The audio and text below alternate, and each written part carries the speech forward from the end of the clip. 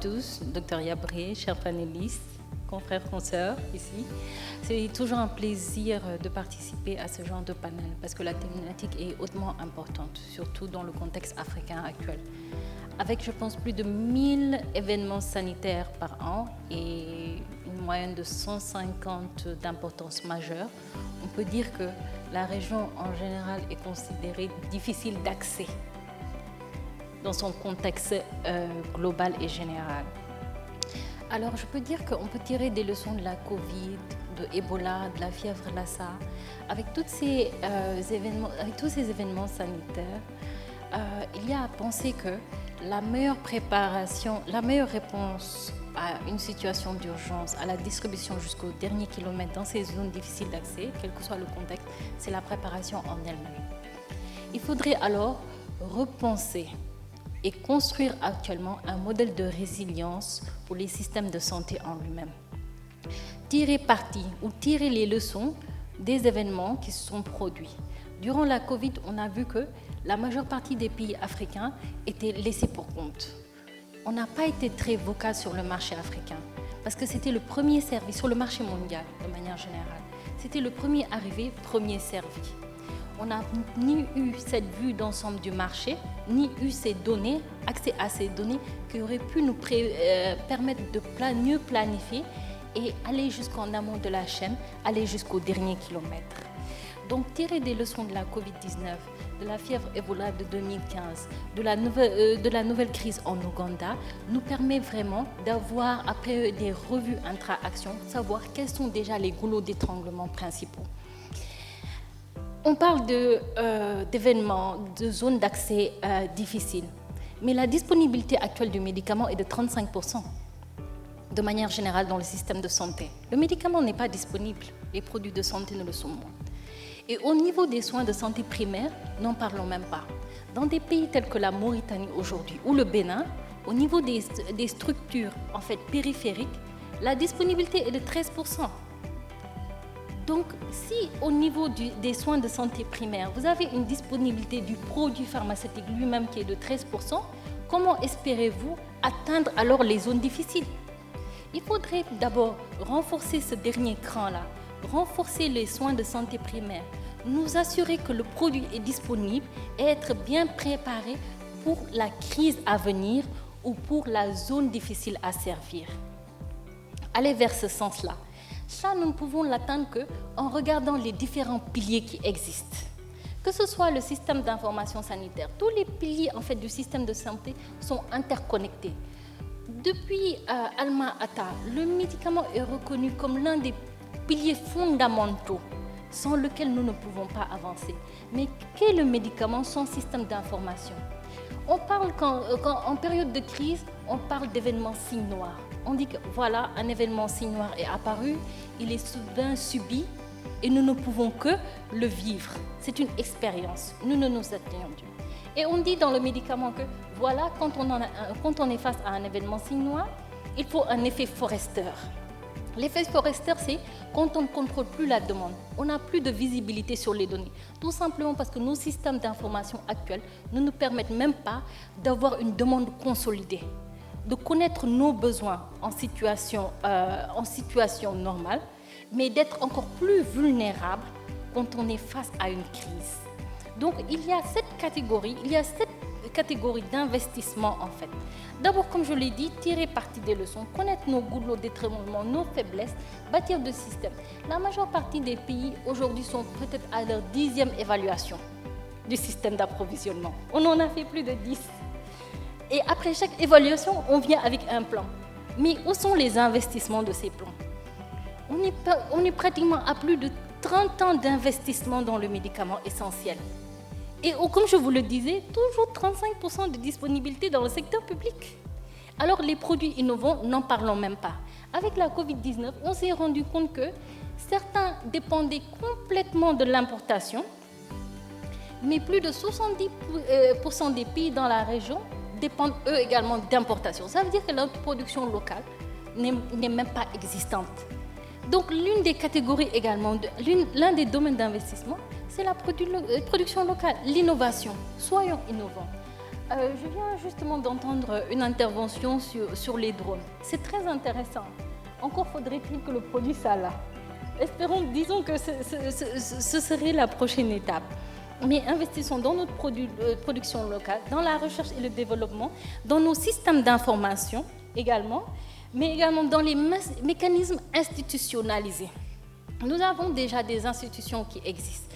La chaîne d'approvisionnement, c'est un ensemble d'agences, de mécanismes, d'institutions qui sont là mais qui n'ont pas les moyens. Nous n'avons pas de ressources humaines en place. Nous n'avons pas de système de gestion de management de la qualité fort. Tout ça sont des piliers en fait à mettre en place avant même pour pouvoir faire face à une crise à venir. Donc la position aujourd'hui de l'OMS, c'est repensons une chaîne d'approvisionnement résiliente à travers un système de santé. Renforçons les soins de santé primaires. Assurons-nous que nos hôpitaux, nos centres de santé, les districts, le poste de santé est déjà blindé en médicaments dont il a besoin, incluant même les médicaments innovants, les médicaments pour les maladies non transmissibles. Ensuite, travaillons sur la distribution jusqu'au dernier kilomètre dans la zone difficile d'accès ou dans les zones de crise humanitaire. Merci à vous. Je pense qu'un système, de manière générale, pour montrer qu'il est agile et flexible, doit être ouvert aux innovations. Et cette forme d'agilité-là prouve sa maturité. Un système d'approvisionnement qui n'accepte pas des innovations n'est pas un système agile et ne tend pas vers une maturité de manière générale. Les innovations sont un pas critique pour renforcer nos systèmes. D'abord à plusieurs niveaux, juste pour vous donner des exemples. Maintenir l'intégrité d'un système d'approvisionnement, c'est s'assurer qu'il n'y a pas de médicaments contrefaits ou sous-standards qui la pénètrent. Protéger notre système d'approvisionnement à travers des médicaments de qualité assurée. Aujourd'hui, depuis maintenant 2 ou 3 ans, on a maintenant des appareils de détection rapide, tels que le TruScan, le NFR, qui nous permettent juste en quelques secondes d'éviter des crises sanitaires. Vous avez tous entendu parler récemment des médicaments falsifiés en Gambie, qui sont responsables du décès de plus de 80 enfants au jour d'aujourd'hui, en une période de juste 2 ou 3 mois, tout simplement parce que la chaîne a été corrompue par des médicaments contaminés. Aujourd'hui, des appareils de détection rapide, tels que le Minilab, permettent en moins de 10 minutes de pouvoir déceler ces contaminants-là. Et ça, ce sont des innovations majeures pour la chaîne d'approvisionnement, pour son intégrité. De la même manière, aujourd'hui, même en situation humanitaire, il y a des brigades d'intervention rapide qui ont été mises en place pour la chaîne d'approvisionnement dans 13 pays d'Afrique. Parce qu'on a constaté que quand il y a une crise au nord, au sud du pays, le temps de réagir, 2 mois, 3 mois, temps de décès, on décompte juste les décès et les besoins. C'est juste ce qu'on retient. Mais dans ces 13 pays-là, aujourd'hui, la brigade d'intervention rapide est possible, met en place en moins d'1 semaine, d'abord un mécanisme de coordination pour la chaîne d'approvisionnement et s'assure que dans les 10 jours, ils ont 10 jours pour s'assurer qu'un minimum d'intrants est déjà sur place.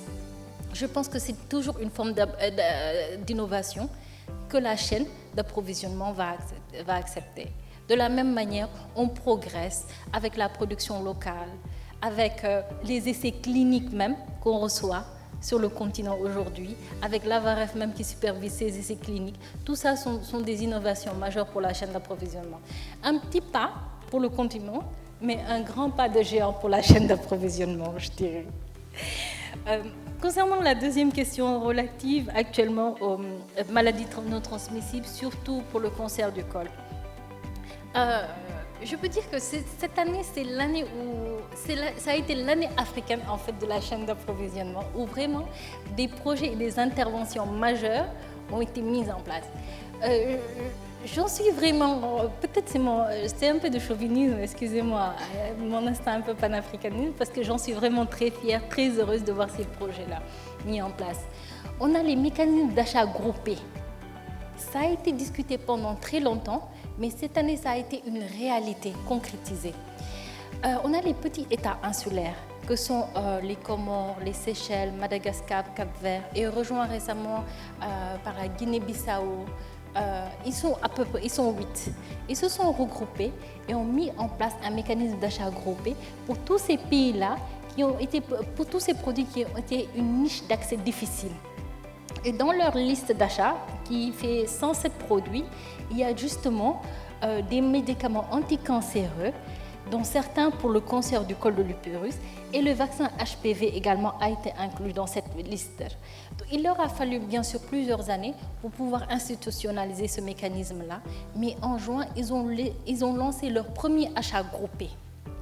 Et la revue technique a été complétée en octobre, le mois passé, cet octobre-là, et ils sont prêts maintenant à signer des accords maintenant avec plus de 37 fournisseurs au niveau global qui ont trouvé vraiment ce marché-là très intéressant. Et ce même mécanisme est en train d'être reproduit en Afrique de l'Ouest. On a eu plus tôt cette année, en avril de cette année, la réunion des programmes des gestionnaires de projets pour les maladies non transmissibles, qui ont lancé un appel très fort pour que ce mécanisme-là soit en fait répliqué en Afrique de l'Ouest pour juste les maladies non transmissibles. Le Sénégal s'est porté champion de cette initiative-là, s'est levé et a dit qu'il voudrait porter cette initiative-là. C'est hautement politique, impliquant vraiment la mise en place d'un conseil des ministres de la Santé dédié justement pour ces mécanismes d'achat-là. Mais le Sénégal a dit qu'il accompagnera le processus jusqu'à la fin. Donc les discussions ont également commencé avec notre conseil ici, Sybille, en ce sens-là, en espérant que d'ici janvier ou février, on aura déjà nos premières consultations régionales et on aura déjà nos premiers documents de collaboration pour l'Afrique de l'Ouest. Et peut-être, bon, sans langue de bois, c'est quand même assez bureaucratique sur le côté. Peut-être en novembre 2023, nous aurons notre premier tendering, notre premier appel d'offres pour justement les produits de maladies non transmissibles pour la région de l'Afrique de l'Ouest. Merci beaucoup.